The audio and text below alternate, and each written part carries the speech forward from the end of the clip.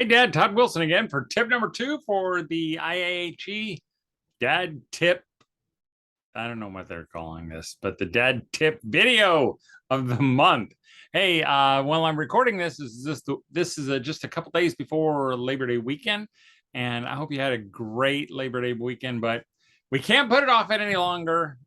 School is upon us, and so, Dad, as I gave you a tip last week that your wife needs your help, I'm going to give you another tip for this month.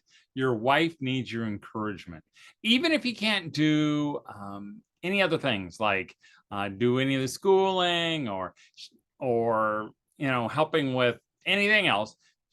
You can give her your encouragement. Mark Twain once said he could live for a week on a word of encouragement. Your wife has to homeschool for 180 days, or really 365 days out of the year. So she's going to need a lot of encouragement. My favorite example of encouragement is one that took place in the Olympics about 25 plus years ago. It was when the women's gymnastic team was going for the all-around gold, and they came down to this one last event. This little girl named Carrie Strug, maybe you remember that name, runs down the runway to the vault. She goes up in the air and she lands and crumples in pain, and she lost, or so we thought she lost. The crowd went crazy and we didn't win the gold. But wait, it was not over. Just a few minutes later, out comes Carrie Strug. She's got a bandage just below her knee. She's kind of hobbling out to the starting line. She gets out to the starting line and she's looking down this long runway to the vault.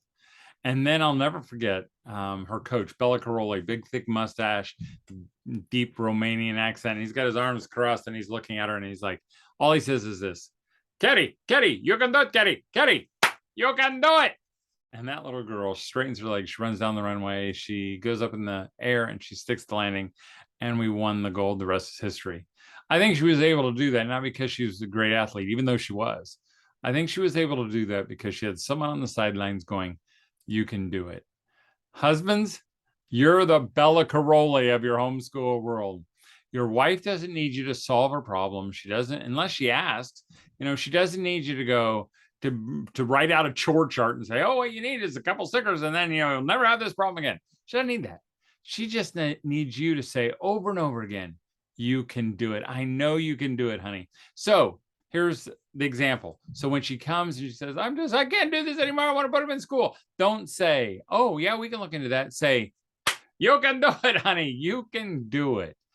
She just needs to be reminded of that over and over again. You can do that through little notes, maybe taking sticky notes. And I know that I'll take a sticky note and stick it on her lesson plan for the day and say, I love you. You're doing an amazing job homeschooling our kids. Love me. That takes about 15 seconds. You can do that. Or maybe just when you pray tonight, you just pray, dear God, thank you. When you're praying for your meal or something with all your family listening, dear God, thank you for the great teacher you've given my children. Amen. That way your wife gets to hear coming out of your mouth that you're committed to home education, home educating your children, and that you think she's doing an awesome job. So dads, keep encouraging your wife. Keep encouraging, whether through notes or through prayer or just by saying, you can do it. Dad, I know you can do it because you do, Dad.